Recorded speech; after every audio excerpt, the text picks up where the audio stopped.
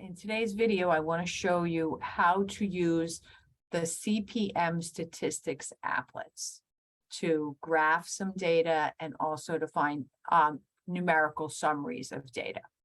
Okay, so I'm going to share the screen and bring us over to Blackboard, where you can find these data under the folder data analysis assignment.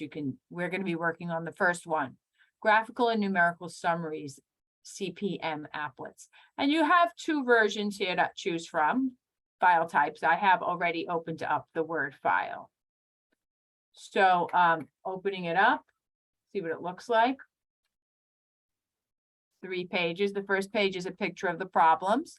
Really, this is data from the textbook on ages of presidents at inauguration. And so here we have from George Washington to Barack Obama.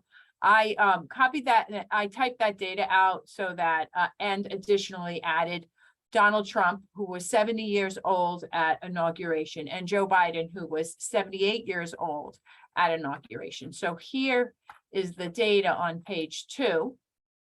And on page 3, it gives us the worksheet that we need to work through.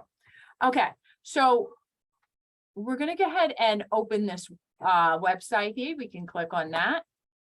And I have done that already. And it opens up to this page, stats.cpm.org. And the CPM resources, this first one is what we're going to be using today. Univariate Data Explorer and Grapher. Okay, other treats here on this page are bivariate, so we'll use that in the future when we have 2 variables we're exploring at the same time. Simulations, inferences, some other things here that might be of interest as we progress. Okay, so let's go ahead and click on the Univariate Data Explorer. And what we see is a 3-column display. The left column is for data entry. The right column is sort of how you ask for what you want. Which of the graphs do you want? Do you want summary statistics? And then a little bit of control on how to do things. Okay, so what we're asked to do here, we'll open up our problem, is to click on the Univariate Data Explorer and Grapher. We did that. And we're going to enter the data in the left panel. We're going to change the word header 1 to age. We're going to delete the data in the box, and we're going to paste the data, the age data. So let's go ahead and do that. So coming on over here, we're going to name the variable is named age, and then we're going to delete all of this data and copy the, I'm going to use Control-C and Control-P. That works on my computer. Make sure I have everybody all the way to the bottom. Yep. And then add their ages here. So Control-V on the applet in the data box. We can update, and it does make sense. The data goes from we can see 41 to 78. Good. And so let's see what it is we're asked to do. Notice that the right panel histogram is checked. Keep that as is. Go to the left panel and unclick or go to the, all right, so we'll go down here. So we're going to go down here on the right panel.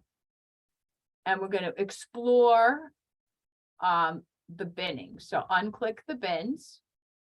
And let's go ahead and add something here. So we'll change the width of the bin. So right now, there's one president that's 78 years old, and he's represented in this bin here on the right. There are 5 presidents that it looks like 54 years old or something like that, right? So we're going to change the binning. Let's go ahead and make it say 3 just to see what happens. So we can see now we're going up in the increment of 3 years. Maybe we can try 5 as well, just to see how things change. I kind of like that, so I'll stick with that. All right, so you can see how the graph changes as a result of changing the bin size. All right. let's go ahead and check the box plot and the dot plot and see what happens. Then we'll work on describing the shape of the distribution.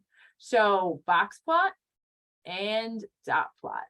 So the box plot is something we'll actually look at in chapter 3. But I just wanted to show you this. Some of you might have some familiarity with the dot plot from other studies. And this is a box plot from middle school, high school. And then this is the dot plot, similar to the histogram, really. And okay, let's see what else we are asked to do. So you see this shape here where we have like a longer right tail than a left tail? That's called right skewed. Okay, and we can see the right skew here in the histogram. We can see the right skew in the dot plots. The dots just kind of keep going a little more on the right than the left. Considering where you are in the center, then things kind of spread out more to the right. And you can see as well, this is what a right skew distribution looks like in terms of a box plot. It might have a longer right tail. So we are going to go into each of these graphical techniques in detail, but I just wanted to show you how to play around with the data here of the CPM applet, so you can check your work at times, right? So let's see what else we're asked to do. Okay, describe the shape of the distribution. So the shape of the distribution is right skewed. And we could see that in you can discuss either of those two of those 3 graphs. And then I ask you next to click on the show summary statistics. And let's get the mean, the median, the maximum. Okay, so let's go ahead and do that. So, and the minimum here. So find that button, show summary statistics. There we go. All right, so here's your summary statistics. The mean is 55.5. We can round to 1 decimal place. 55.5 years. Let's see what else we're asked for. Let's bring it up and get this work done.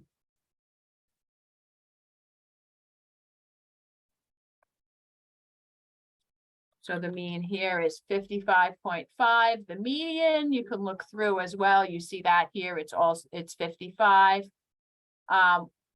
What is the minimum, the maximum, and the standard deviation? The minimum is given here at 42 years old. The maximum is our current president at 78 years old. And the standard deviation, which we will learn a lot about in chapter 3 as well, is over here, 7.4 years. And that's how far on average observations are from the mean. Okay, I think that's what you need.